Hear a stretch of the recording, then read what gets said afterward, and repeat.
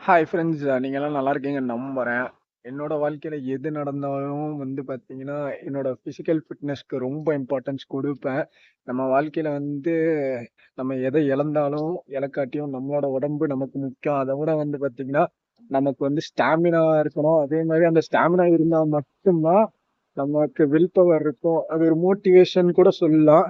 இப்ப ஒரு 2½ கிலோமீட்டர் ஓடி முடிச்சுட்டு, எப்படி சொல்றதுன்னா நம்மளால முடியாதுதான். ஸ்டார்ட்டிங் ஸ்டேஜ்ல நம்மளால ஓடக்கூட முடியாது. கால் கெஞ்சும், நின்று மூச்சு ரொம்ப வாங்கும். எப்படி சொல்றதுன்னா, இதோட முடிஞ்சுச்சு அப்படிங்கிற மாரி தான் இருக்கும்.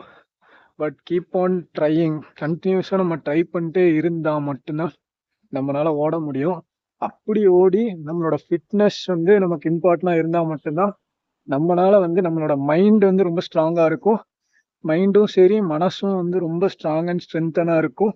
எப்பவுமே டெய்லி ஒரு 15 to 20 மினிட்ஸாவது நம்மளோட லைஃப்ல நம்மளோட உடம்புக்காக நம்ம சாக்ரிஃபைஸ் பண்ணி தான் ஆகணும். அப்படி இது இந்த இந்த 2½ கிலோமீட்டர் ஓடுறதுக்கு பாத்தீங்கன்னா, நானுமே ரொம்ப ரொம்ப ரொம்ப ரொம்ப ரொம்ப கஷ்டப்பட்டேன். ஸ்டார்டிங் ஸ்டேஜ்ல என்னால 1 கிலோமீட்டரே ஓட முடியாது. ரொம்ப மூச்சு வாங்கும். கால் விட்டுரு போதும், இதுக்கு மேல ஓடாத, அந்த அளவுக்கு கெஞ்சும்.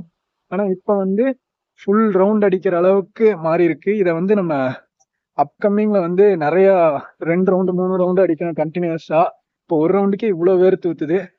பட் கான்ஃபிடன்ஸ் லெவல் அதிகமா இருக்கும். இந்த மாதிரி ஸ்போர்ட்ஸ்ல இருந்தா மட்டும்தான் நம்மளோட பீக்குங்கிறது நமக்கே தெரியுங்கிறத சொல்றேன். நீங்க என்ன நினைக்கிறீங்கிறத கீழே கமெண்ட் பண்ணுங்க.